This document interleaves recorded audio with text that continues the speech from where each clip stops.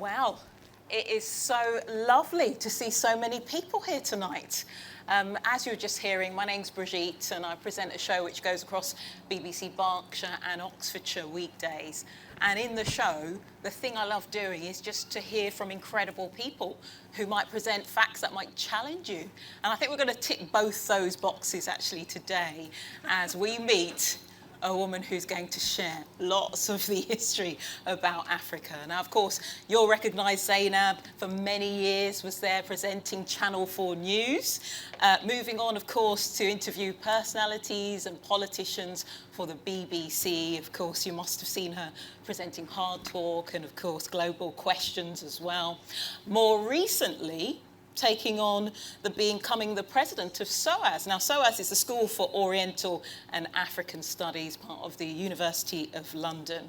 And I guess that moves us very nicely, doesn't it, into this brand new book that Zeinab has spent 7 years researching, An African History of Africa, travelling, 30 plus countries to produce this, talking to historians and storytellers, and basically delivering a history of Africa that we haven't seen before. So can we welcome Zeinab just one more time? Would that be all right?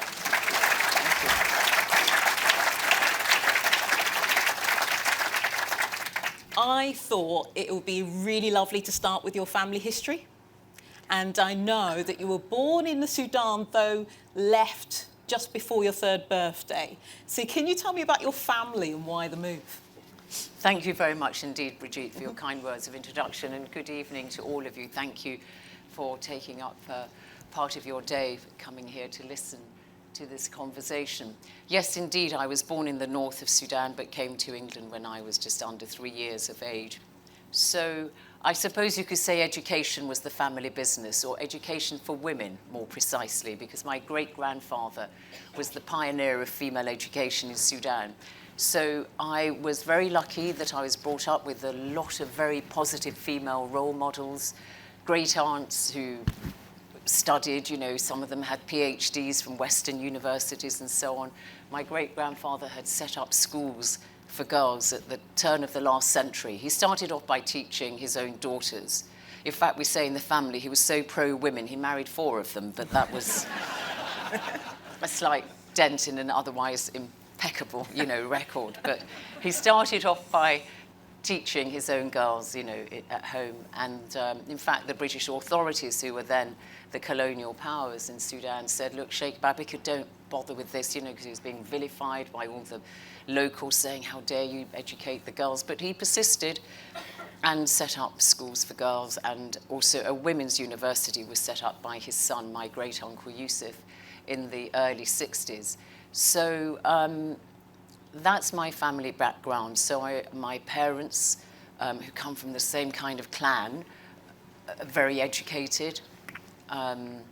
And that kind of leads me into the book, which is, despite the fact that I came from this very educated family, they, like many Africans, or most Africans, and indeed most people, know very little about African history. What I wanted to get to is how connected to the culture you felt when you were growing up. So my parents are from West Africa, from Ghana, and we went to family parties. I ate Ghanaian food, and we had certain traditional ceremonies that were very unique to the culture. Was that happening for you as you were growing up? So my parents were not particularly traditional. So, we went to school in Britain. I was totally educated here, obviously. I mean, they never said things like, don't eat the pork sausages at school school dinners, for instance, because obviously, coming from a Muslim family, they were not supposed to eat pork, but my parents were very, very relaxed. Having said that, they did speak Arabic at home, because coming from northern Sudan, going towards the border with Egypt, we are that part of Africa which was very exposed to Arab culture very early on. So we have a very Arabized culture, the names, the language. So yeah, I was brought up speaking Arabic at home. I consider it my mother tongue, but English is my first language. The food, you're right. Again, northern Sudanese food is, most of you would be familiar with that kind of food. It's more a kind of Middle Eastern cuisine. So we were always very connected brought up listening to the BBC World Service as opposed to BBC Radio 4, which I know you do some things on. So I was always, brought up in a household which looked outwards. My father had been involved in pre-independence politics.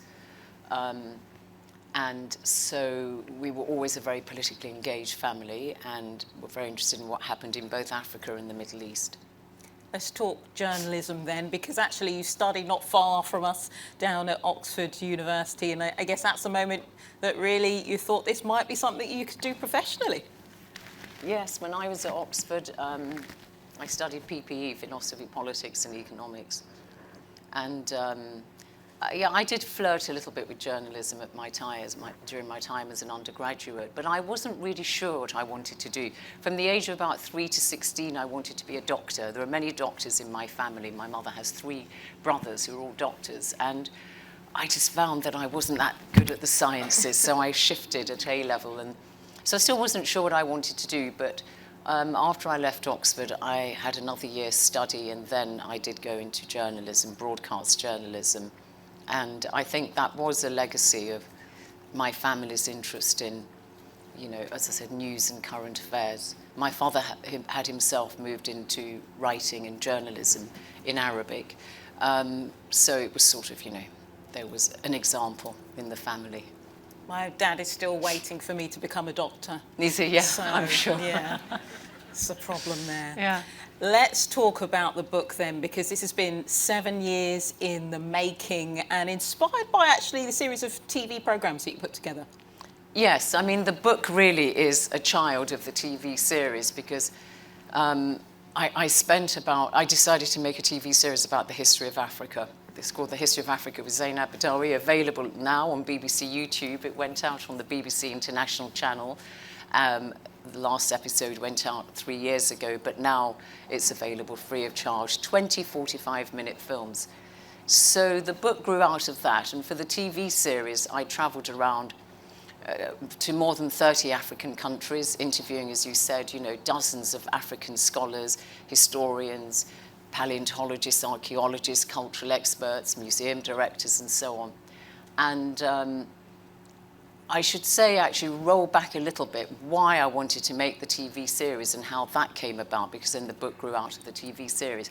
I was sitting in the offices of my good friend, Getachew Nguido, who was then Deputy Director General of UNESCO, at UNESCO headquarters in Paris, having a cup of tea with him. And behind him, there was a bookcase with these volumes that were called The General History of Africa.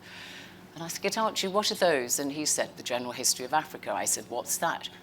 And he told me that it was a project which was conceived in the early 1960s during that period of rapid decolonization in Africa, when country after country, became independent. And the newly independent leaders like Jomo Kenyatta of Kenya, Kwame Nkrumah of Ghana, Julius Nyerere of Tanzania, and others said, look, we've decolonized our countries, we want to decolonize our history. So they appealed to UNESCO. There was a very enlightened Director General there, a Frenchman called René Maillot, and he said, okay, I will facilitate this for you. So they scoured the continent of Africa for the best African scholars because they wanted to write Africa's history written by Africans for the most part, about 80% of them. They set up a committee of 350 scholars. And I said to Getachew, but this is a wonderful resource. I've never heard of it if it's Africa's best kept secret. Can I have the rights to make a TV series based on the knowledge in these volumes? So that's how I managed to make the TV series. The volumes are a remarkable repository of, African history written from an African perspective, but they are very turgid. It's like sort of reading them is like wading through thick porridge or treacle, So, but they are very, very important, and they are a very important source for me in the book. But that's why I called the book, why I decided I wanted to write the book was I realized with the TV series that all the academics, and these are fine African scholars who'd be at home at, Oxford, Cambridge, Harvard, or whatever. In fact, a lot of them had studied abroad and done their PhDs in such universities. They were all so, hungry to tell me their history, wherever I went, to a man and woman. And I felt after I'd made the TV series that so much of what they had told me hadn't really made it to the final cut, because that's the nature of television. So I was perturbed by this. And I thought I'd better do justice to their vision by writing a book, which is why I've written the book, and that's why it's called An African History of Africa. But not only is it written based, on African historians' work and archaeologists and so on, I take my lead from the General History of Africa, which uses a variety of sources to write the history of Africa. A lot of Western historians, the Africanists, will tend to favor the written word above everything else. And so therefore they will say, Africa didn't always write. So we will start looking at the history mostly from when the Europeans arrived in Africa. So that's why you tend to find that African history has been dominated by post-colonial narratives. They use the sources from African, missionaries, explorers, colonial officers, and so on. The General History of Africa doesn't do that. It says, look, just because Africa didn't write, it doesn't mean they didn't record their history. You just have to get at it in a slightly different way. There's oral tradition, historical accounts handed down through the generations. There's song, there's dance, there's poetry, there's archaeology, of course, which tells us a lot. And they also used non-Western sources, South Asian languages like Hindi and Gujarati and Arabic. The Arabs were present in Africa very early, and the chroniclers, wrote a great deal about Africa. So these sources tended to be more overlooked. So that's the kind of, the basis of the book. I use the General History of Africa. I use the academics I interviewed who were all sanctioned by UNESCO. Because I didn't want any mavericks. So some of the people I interviewed were actually contributors to the General History of Africa, but everybody else was approved by UNESCO because history is contested, and somebody might say, why did you say this? Why did you give that date or spell this name that way? And I was like, take it up with UNESCO, don't bother me, because it has the UNESCO imprimatur. It's, dense with information in this book. There's so many stories that we could explore, and I want to get to some of them in a moment. But we should start with the fact that if you look at everybody, just turn to your neighbour, have a look at the person sitting next to you. Everybody here is African. Is that right, Zeinab? No, absolutely. I mean, that's why the strapline for the book is everyone is originally from Africa, therefore this book is for everyone. And if you not African living on the continent of Africa, or like me and you from the African diaspora, I was born in Africa, you're an African export, even if you're, flaxen-haired, blonde, blue eyes, and so on. I mean, that is settled. And that's why I wanted to start the book. The first chapter is, strictly speaking, not African history. It's about the origins of humankind. But I wanted to emphasize our common origins and say, look, everybody originated in Africa. Aren't you interested in what happened in the history of this continent, and not just picking it up from the arrival of the Europeans? 18 chapters. I don't get to the transatlantic slave trade till chapter 14. And I do start with the origins because I think so often it's a bit idealistic, but you look at sometimes, the pressures that push people apart. And I just thought, let's reach back to our undivided past. I mean, modern humans, Homo sapiens, we only formed 100,000 years ago. So up until 100,000 years ago, which is not that long ago, everybody only lived in Africa. And then by about 90,000 years ago, we had populated more or less the whole continent, we were about 1 million then, living in communities of about 150. Then sometime between 60 to 80,000 years ago, those first hardy pioneers, pressures of resources, left the continent, went first to Arabia, Asia, Europe, and found other hominins like Neanderthals, Denisovans, and mated with them and bred them into extinction, essentially, and here we are. But that's very, very recent. And my main source for chapter 1, and he's a man who contributed to the General History of Africa, my lovely friend who's now departed, Dr. Richard Leakey, a Kenyan paleontologist. And he said, look, up until 8,000 to 12,000 years ago, there was nobody who was white. It's a very recent phenomenon, between 8,000 to 12,000 years ago. We can't be sure until we find a skin. But I just thought it's worth reinforcing these facts, because Richard said to me, look, Zeinab, we still encounter a lot. I mean, he was a white Kenyan, but a very, very, patriotic Kenyan, a real African. And he said, look, to counter the kind of prejudices we have about Africa, we've got to do that, not with fairy tales, but with facts. And that's why I do try to have a book that's very, as you say, fact-packed. Let's start then with a kingdom that's, I guess, close to your ancestry, the Kingdom of Kush. Can you tell us a little bit more about what made that so special? So the Kingdom of Kush was very overlooked by its more glittering neighbour to the north, ancient Egypt. But it had a contemporaneous culture, similar in many ways to the ancient Egyptians, worshipped the same gods. If you've ever visited Egypt, you'll see that actually the main spiritual heart of Egypt is very far south in Egypt. It's not in Cairo. Sure, the pyramids and the Sphinx are there, but the temples, Luxor, Karnak, these are 1,000 kilometers from Cairo, from the Mediterranean coast. So at its heart, the ancient Egyptian civilization is very, I think, African. I don't really accept this dichotomy of, the Arab north and the sub-Saharan African part of Africa. So the ancient Sudanese, occupying a similar kind of geographical territory to the northern Sudanese, to the southern Egyptians, the northern Sudanese, had a culture that, yes, would resonate with people who know a little bit about the ancient Egyptians. The ancient Sudanese, the Kushites, built 1,000 pyramids. About 250 of them are either still standing or preserve their superstructure. There were temples, there were reliefs, there were beautiful objects, exquisite pottery. In fact, some people say that the Kushites, the ancient northern Sudanese, were the first to actually enamel pottery. And in their heyday, in the 7th and 8th century BCE, before Common Era, the kings of Kush defeated Egypt, conquered Egypt, and governed it for the best part of a century. But not only were they a great African civilization, they were also a superpower.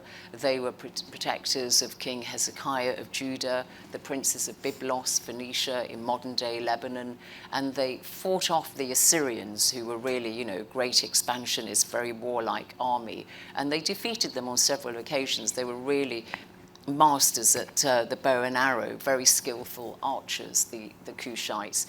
They rode on horseback. They were excellent horsemen. And it's just an amazing civilization which lasted for 3,000 years. In its earliest form, it would have predated ancient Greece and Rome, and yet very few people have heard of the Kushites. So that's the chapter I focus on ancient Sudan. And you're right, it's, where my ancestors come from. So I suppose that was the chapter that resonated most with me, because it tells you also how empires rise and fall. Sudan now, I mean, it's in an awful situation, heartbreaking. But what I also liked about that research for that particular chapter is it tells you how, history not only explains the past, but it, in a way, of course, it informs the present. It helps shape the future, but it really informs the present. And I was very surprised at how many customs and traditions I'd observed and read about that the Kushites had, which still survive to the present day. And I just Things give like one.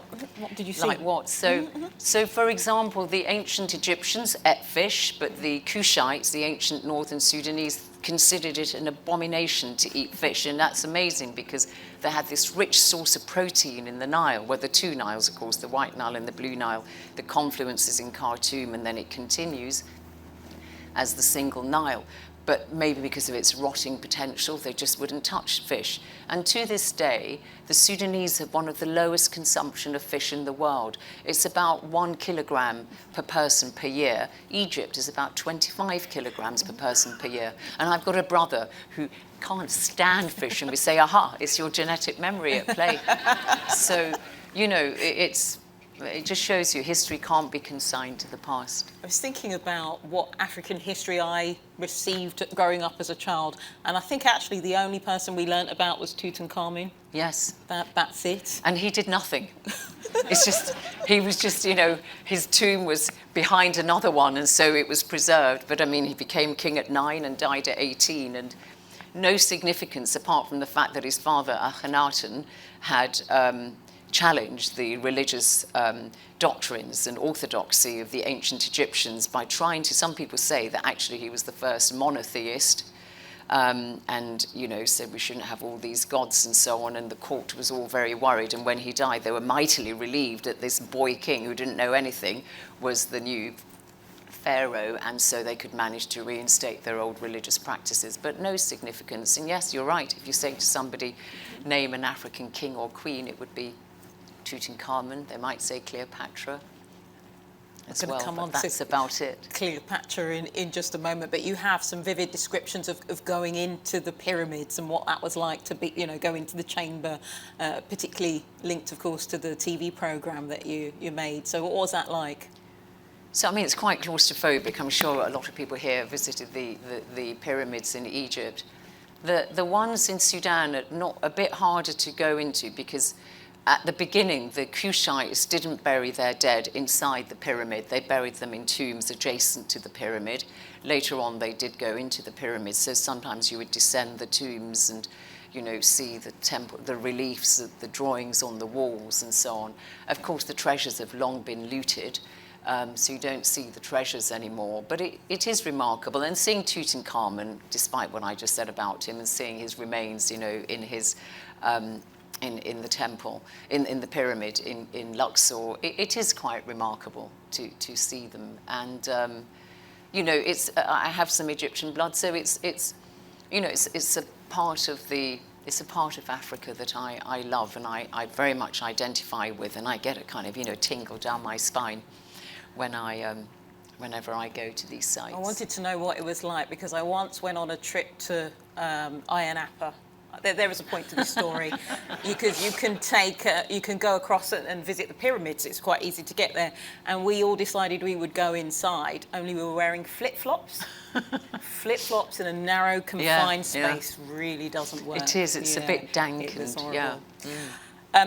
This book is about setting the record straight, bringing out those facts. And you mentioned Cleopatra there.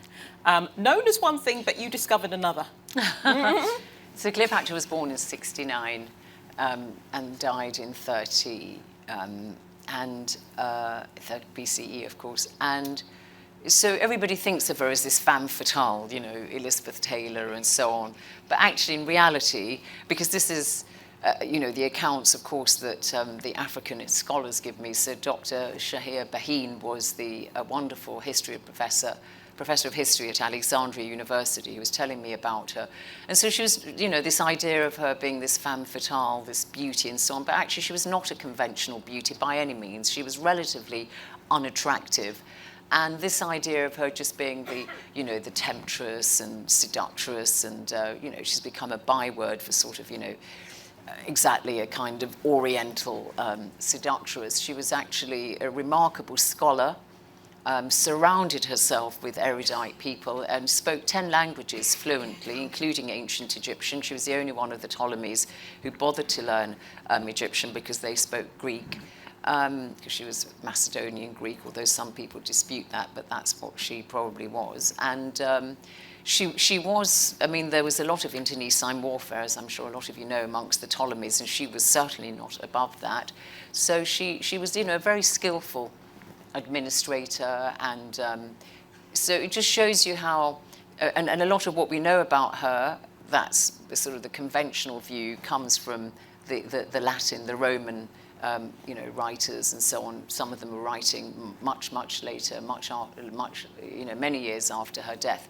But it does just show you, and I came across that so many times with characters, how, you know, they are perceived in the West, and how actually you know, there's a dissonance between how they're actually seen by their own people, or actually how the facts settle, you know, in a different way. We saw that again, and I think I'm biased here, picking out Ghana and the tale of the golden stool. We see that again, don't we? Yes. Where a woman is presented one way, but in fact it's another. Can you tell us more? So you're talking about the golden stool, and that's Ya Asantewa, who was an Asante queen, a lesser queen. She came from a royal family, rather. And so there were a series of what were known as the Anglo-Ashanti Wars, although, again, I take my cue from the General History of Africa, and they say Asante as opposed to Ashanti. And the British obviously were active in what was the Gold Coast and later became Ghana from the mid-1800s, 1840s, and so encroaching on the sovereignty of the Asantes, who had been around since the 1600s, you know, their kings. And the men of the Asante were sort of half giving up by now, and Ya Asantewa, who was now in her early 60s, admonished the men and said to them, how can you just give up? Because this was the final one of the Anglo-Asante Wars. How can you give up? You know, she said to them, you should exchange your loincloths for our undergarments, and if you won't fight, then I'll get the women of Asante land to fight. So finally they agreed. She raised an army of 20,000, and they fought the British, and there was a siege that lasted a long time with the Asante having the upper hand.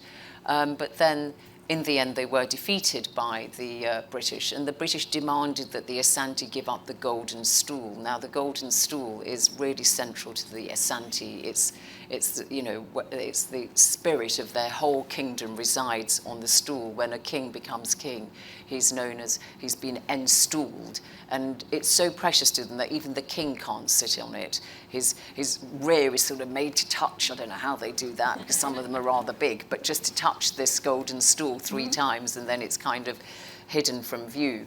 So the British wanted it because they wanted to really emasculate the kings by taking this most precious of their symbol of their kingdom. And Ya Asantewa was a step ahead, and she had hidden it deep in the forest. And we think that a replica was produced and given to the British. So they didn't get, you know, she got the better of them even in defeat. And she was a remarkable woman. This war was in 1900. She died in 1921 in exile. And it's known as the War of the Golden Stool for the British, but it's known as the Ya Asantewa War, her name. And when Kwame Nkrumah created Ghana, or gave the name Ghana to the Gold Coast in 1957, when the country gained its independence, Ya Asantewa was chosen by him to become a kind of national icon. You know, not just her significance transcended the Asante, so her face appeared on, you know, coins, on stamps, and there were schools named after her and so on. So she became a real national symbol of heroism for the whole Ghana nation. Funny enough, my mum's got some of that memorabilia. Oh, really? At that time, which has been passed down the family, so that's how important it is. Yeah. When we started the conversation, you talked about that you don't get to talking about the slave trade till very, you know, towards the end of the book. And in fact, you don't focus in on what we've perhaps come to, you know a little bit more through TV programs and through school. And that was the slave trade that, of course, went to the Caribbean. Instead, you focus in on those people who were enslaved by the Arabs. Could you tell us more about that? So I look at both the transatlantic slave trade and the Eastern trade, let's say. Some people call it the Arab slave trade, but I always find that's not fair, because we don't say the European slave trade. We give it a geography, the transatlantic slave trade. So by and large, it's referred to as the Indian Ocean slave trade. So, but strictly speaking, I mean, there were 14 million enslaved Africans were taken out of Africa and went east, 10 million across the Indian Ocean, the other 4 million across the Red Sea to Arabia, or some trans-Sahara from the south up to the Arab families in the north, because the Arabs had conquered pretty much all of North Africa by 710. They'd gone in, conquered Egypt 641, and had completed the mission by 710, and many of them settled, and that's why the north of Africa is so Arabized, and it is, I mean, the most populous Arab nation today, Egypt, is in Africa. So that's the Eastern, Indian Ocean slave trade. which a lot of people don't really look at. They look at the transatlantic slave trade. So in 2 different chapters, I do look at those. I look at the differences, 12.5 million for the transatlantic slave trade, 2 million never made it across the waters. I try and look at some myths. For example, the vast majority of enslaved Africans in the transatlantic trade did not go to North America, despite what Hollywood says, South America, the Caribbean. It's just because the most powerful and influential African diaspora is the Black American one. So, that's why they've popularized that aspect of their history, and it's overshadowed others. But the trade perpetrated by the Arab and their partners, people know less about that. Arab nations don't talk about it very much either, at all, for reasons that I go into in the book. And I look at the differences, the 3 different types of slavery: indigenous internal slavery, and the Arab one, which lasted much longer than the transatlantic one. It started about 8th century. The Arabs were present probably from about the 6th century. And then Islam, of course, came to Africa very early, in some cases from the 7th century, and it finished much later in the 19th century.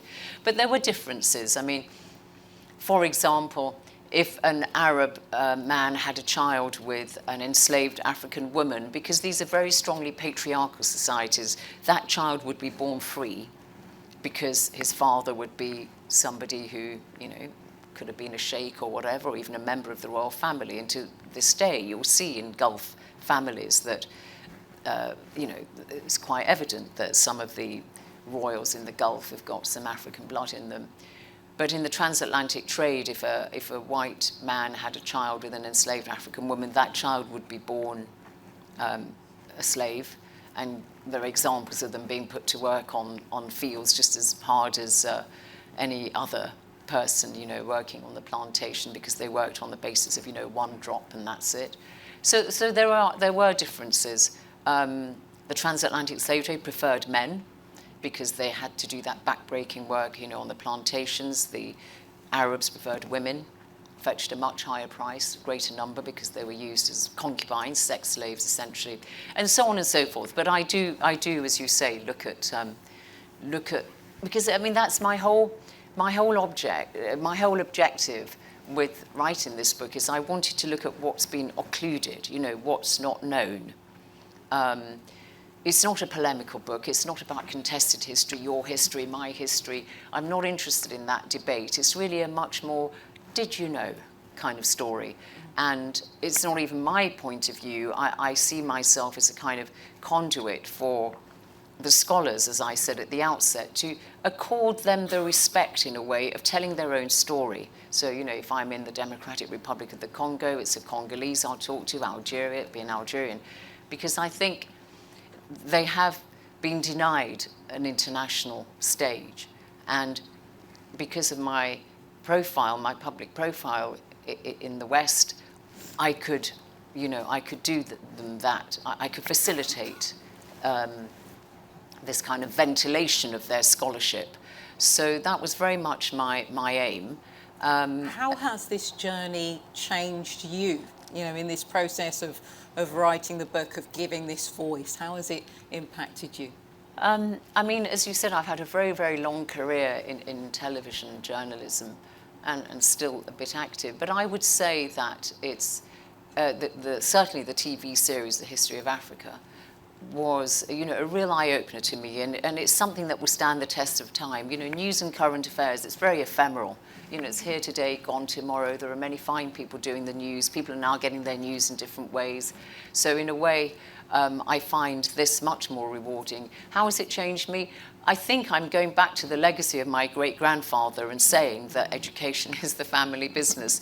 And so I wish to inform or to educate with this book, but also to entertain. I hope it's written in an accessible fashion, an easy way, but also to stimulate and say to people, look, I can't do everything in a book. I've tried to touch on great moments of Africa's history at certain times, looking at north, south, east, west, central, and giving each region a bit of, airspace as it was in the book.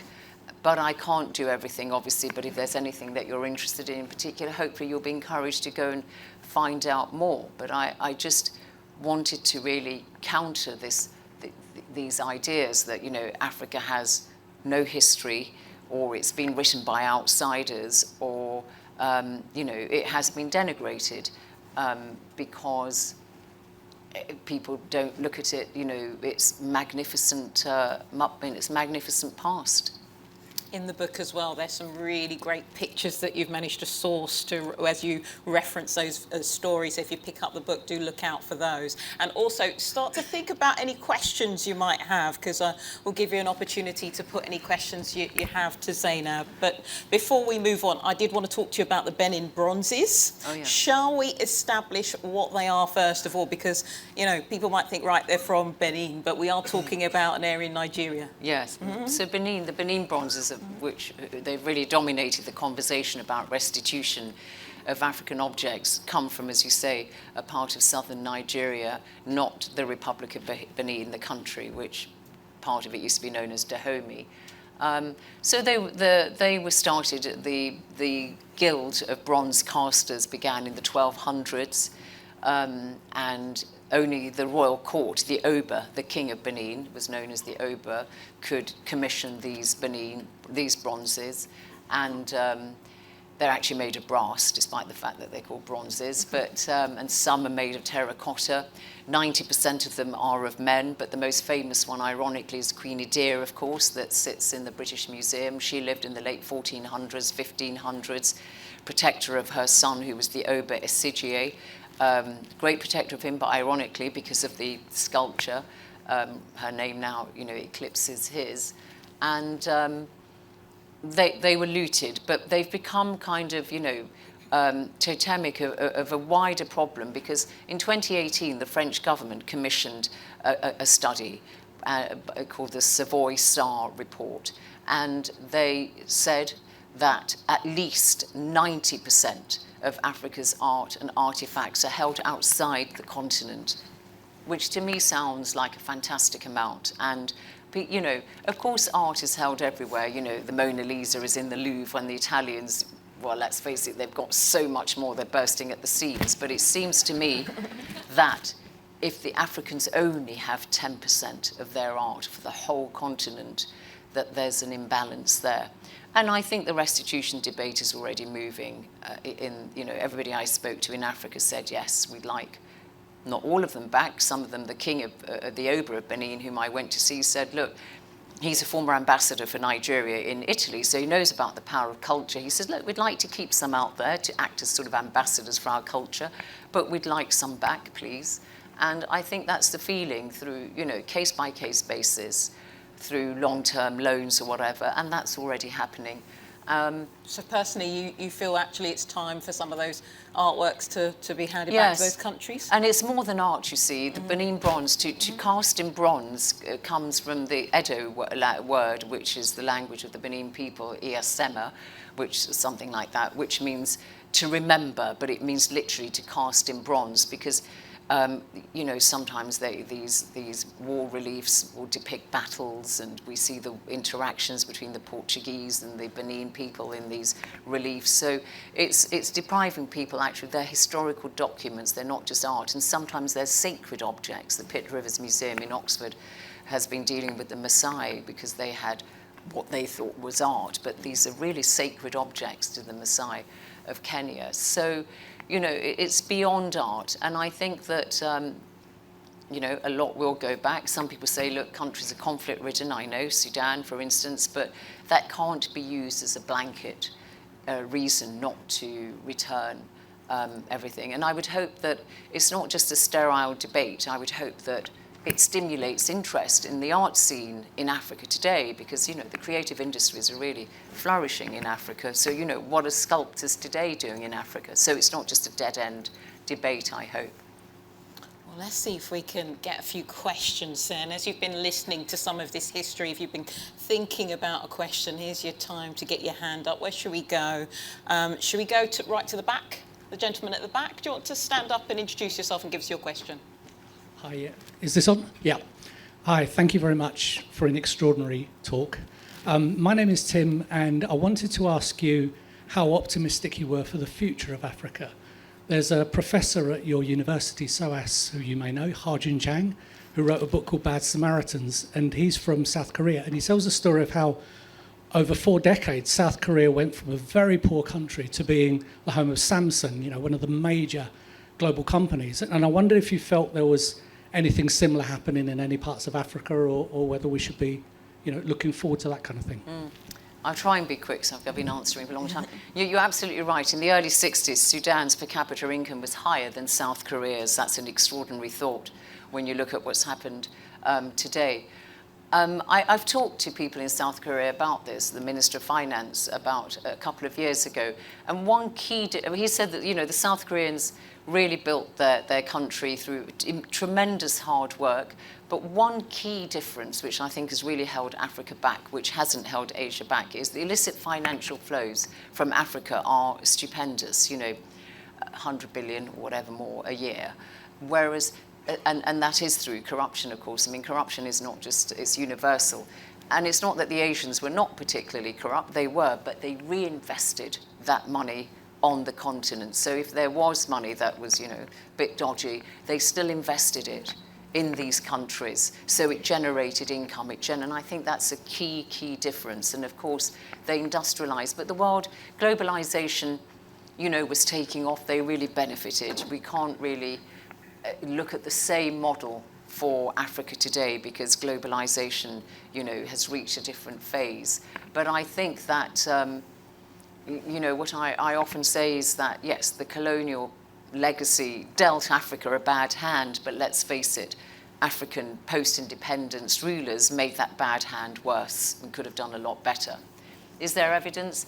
Things are better. I mean, I think, am I an optimist? I would say yes. I'm a realist and an optimist. I wouldn't be a pessimist. If you use the long lens of history, I think you see how things change. And in some cases, maybe long lens is 20, 25 years for some countries, a bit longer for others. I think we'll see Africa really prospering, and there are already very encouraging signs.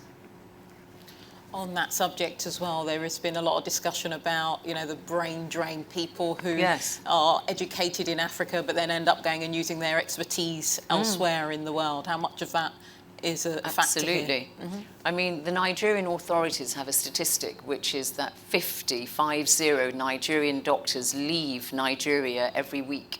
Not for Britain, but every week, 50 Nigerian. And it costs, what, $500,000 maybe to train a doctor. And I mean, I myself have something like 22, 24 cousins working, or relatives working as doctors in the UK. We have a lot of doctors in the family.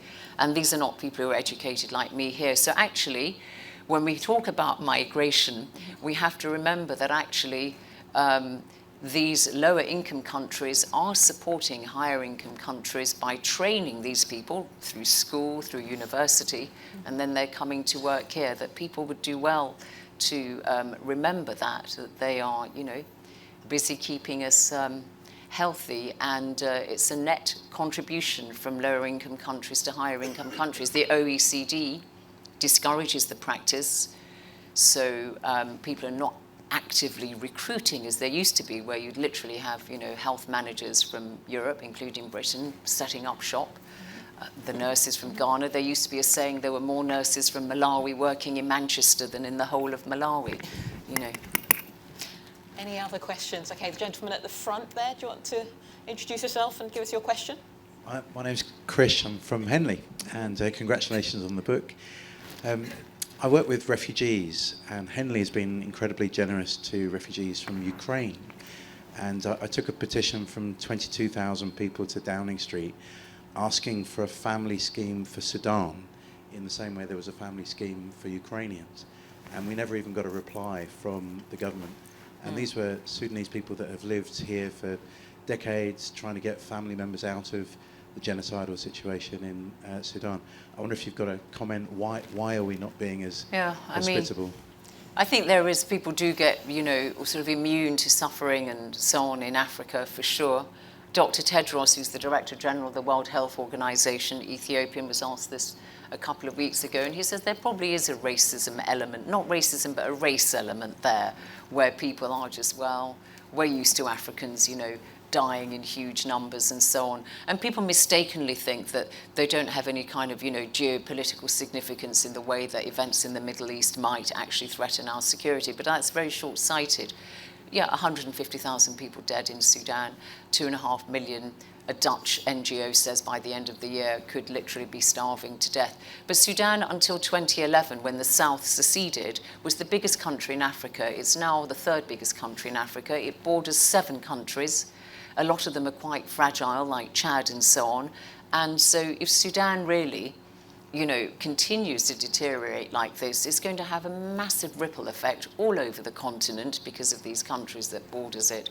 And now 60% of the migrants on the other side of the channel in France wanting to come into Britain are Sudanese. So actually, one ought to act out of enlightened self-interest to try and do something about, you know, what's going on there. But you're right, there's a great deal of apathy and people's eyes, you know, really not on it at all. So it's a tragedy. Krish, thank you. We've spoken a lot, but I don't think we've ever met in person, so nice to see you. Right, let's move to the back of the room and get another question. Hello, very interesting talk, thank you. My name is Rita. I wondered what your thoughts are about calls for compensation for slavery from Western nations. Thank you. So in my book, every chapter I start it with a modern contemporary debate, just to engage the reader to say, why should you care about this particular aspect of Africa's history, so restitution with Benin? Why do people think the ancient Egyptians are not African in that particular chapter? And the chapter about the transatlantic slave trade, I do look at reparations. I think they're happening already. You know, you're seeing companies and some families, the Church of England and so on, are beginning to do their own things piecemeal.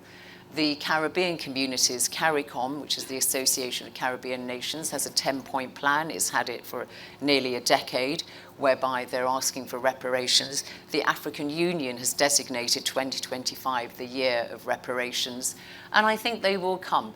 It's just a question of what form should the reparations take. Some people are saying tie it in with climate justice, the fact that Africa only accounts for 3% of global carbon emissions and yet is suffering disproportionately from the actions of the industrialized world.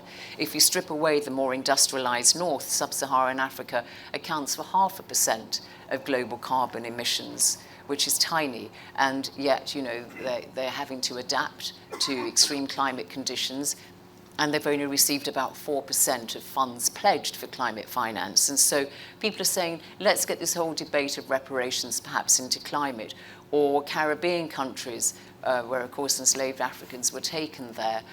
They're all middle-income countries because their tourism really boosts their revenue, but actually they are relatively impoverished in many ways, and so they can't get any aid in any shape or form from Britain, which is, of course, the former colonial power, because under OECD rules, you can't give money to middle-income countries from ODA. So they're saying, well, could we use reparations as a way of improving our health and education and so on? So I think that they will come, their time will come, for sure. I think the zeitgeist is moving in that direction. If we can, you know, settle on a proper debate, and the African Union is working with the African diaspora now by saying, let's, you know, this idea of Oprah Winfrey being given a bag of money on Monday morning because she's a descendant of slave, which some African Americans say that's the form of reparations that they should get, is a nonsense. And I think it's slightly discredited the argument. But if you frame it in the way that people are beginning to do, like Mia Mottley, the Prime Minister of Barbados, then I think it's an idea that will fly. There is a notion, though, on that topic that, you know, this happened so long ago, it's time to look forward, not look backwards. How do you answer that? Yeah, I mean, I think that it's not so long ago, as I said, if you look at the fish example I gave, 7th, 8th century BCE, and, you know, today we're still seeing that. It's not that long ago, you know. Until 1884, 1885, the Berlin Conference, there were no African countries, a few, Egypt and a few others. But these countries were by and large formed, 1885 is not that long ago. And so you see that countries have had a lot of issues, trying to form nation states and so on. Their economies were very much fashioned during, that era. It's very difficult to move this juggernaut. To this day, African economies are based on the production of raw materials for, cheap fluctuating prices and having to import much more expensive finished goods, Nigeria, one of the biggest producers of tomatoes in the whole of Africa, one of the biggest importers of tomato paste and puree from Italy. Nigeria, one of the biggest oil producers in the world, imports its petrol, the list goes on and on. Cotton, which is produced in Senegal, and they have to import, T-shirts. The added value is not there. So to this day, African countries are really still affected by that legacy of slavery and colonialism. And, slavery and colonialism kind of work slightly hand in hand because, of course, if you take the brightest, the strongest, the best, the most productive people from, a country and take them elsewhere, it's going to have a massive impact, which is what I look at in the book. I don't look at slavery outside of Africa. I look at the impact it had on the continent. And then when Britain, the main industrialized country at the time, industrializes and says, actually, we don't want to take these workers out, to take them to the Caribbean. We want the rubber, we want the palm oil, we want all the other resources in Africa to oil, the machines and the wheels of industry. So let's keep the labor there. And although slavery was abolished, in 1838. Slavery was abolished in 1807. The slave trade was abolished in 1807. 1838 was slavery. You still had, people who were working for slave wages, really, in many cases. So I don't think it can just be consigned to the past. Have we got any other questions out there? One more, just the lady at the front. Do you want to introduce yourself and give us your question? Sorry. There's another person there. Yeah, I'll be quick. Okay, I'll be quick. We'll It's a very quick question. Hello, my name's Susie. I'm a school librarian and I like to teach research skills. I'd be really interested to know if you came across any facts in your historical research that really took your breath away. I think if I were to say to all of you who's the richest individual to have ever lived, you might think Elon Musk, you might think, I don't know, Bill Gates or whatever, but actually it was an African, King Mansa Musa I, who was one of the most famous king of the Mali Empire. He was born in 1280, he died in 1332. And he is the richest individual to have ever lived in history. When I was talking to Professor Konate at the University of Bamako in Mali, I said, look, I've read that he was worth about $430 billion in today's money. He said, yeah, that will be about right. Masses of gold. So one example is in 1324 to 25, when he went on a pilgrimage to Mecca because he was a Muslim, he went, with 12,000 members of his household, 5,000 personal servants, porters. He had 600 personal servants, about 100 camels carrying maybe 10 tons of gold because it was fabulously wealthy, the Mali Empire. Of course, Timbuktu was there. He built the Great Mosque, brought an Andalusian architect. The empire had 400 settlements and towns and it was really a flourishing place at a time when England and many other European countries were plagued, by literally the Black Death. But he, on his way back from the pilgrimage in Cairo, he stopped and he spent and gave away so much money that the price of gold plummeted by 25% globally and didn't recover its value for more than a decade. And, so I think that the story of Mansa Musa I, what his story shows is that this idea that there are those who make history and those who stand on the sidelines of history, with the Africans very much being relegated to the sidelines as spectators, is not borne out by that story. And nor was Africa isolated from the global economy, as it were, because the actions of this one African king had such an impact on the world prices price of gold. And he was so significant that in 1375, a Catalan cartographer's picture of the world, there he was, Mansa Musa, golden crown, holding a golden staff in one hand and a golden orb in the other, you know, was known as a very significant player. So I would say that's an interesting fact for people. Good. If you check out the book as well, there's a fantastic description of when you go to Timbuktu as well in the book, so that's worth checking out. We had one more question I've lost. There was a gentleman There's just a gentleman in the front just before. You've got the last 2 minutes, see if we can get one more in. I'll be quick. Here we go. Hello. Is this on? Is this on? Oh, yeah. Well, first of all, thank you for your book. I finished it last week. Oh, thank you. It's fantastic. Thank you. And I just claim complete ignorance of Africa from a very long age. So there's a passage at the end where you're hoping that those people who didn't know very much about Africa will know a lot more. Well, I know a little bit more. And some of the things in there, I mean, for example, we've all heard about Rwanda and the history of Rwanda and the Tutsis and the Houthis. So that was just mind-blowing. I couldn't believe what happened there. Anyway, so my question for you is, also we found your TV program. Oh, good, yeah. Just on YouTube, spotted that. My question for you is, when we've all read your book, what should we read next, if it's not to be the general history of Africa? Yeah, they are difficult, those volumes. That's very kind of you. Thank you for your comments. I don't know what you would read next, because so many books, I mean, there are now more books written by African scholars. I just think it's good to get away from those books that you open up about Africa and it starts off with Livingstone or Stanley or Cecil Rhodes. I like to invert the telescope and start with, as you know, Lobengula or Mzili Kazi rather than Cecil Rhodes or whatever. So I would say perhaps seek out books that are written by people with African-sounding names. I mean, how odd would it be to go to a library and want to read about British history and then all the names of the authors are, you know, Dele or Ngozi or whatever? It would strike you as odd. So I think that, you know, as I quoted in the book, one lovely Nigerian professor, you miss something about African history if you exclude the African from the telling of that story. So I would say find something else. But as I said, there are great books by Africanists too. A History of Africa by my good friend Kevin Shillington. He's an Africanist. I mean, that's more of a kind of textbook, but I don't know. I have to write another book. Thank you.